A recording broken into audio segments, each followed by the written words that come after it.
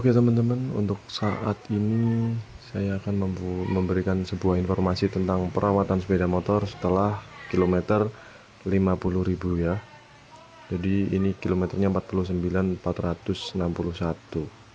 Oke. Jadi yang pertama, piston kita bersihkan. Kalau perlu diganti, yang diganti ring pistonnya aja ya, ringnya aja. Berhubung motor ini nggak pernah telat oli ya. Ini juga buringnya masih bagus. Buring masih bagus. Oke. Belum aus.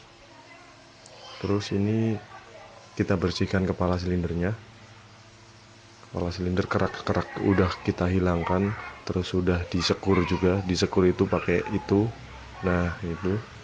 Jadi kerak yang ada di payung klepnya itu udah bersih.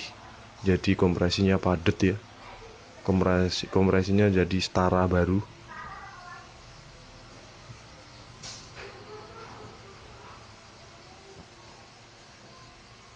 Ini udah saya bersihkan semua, tinggal rakit.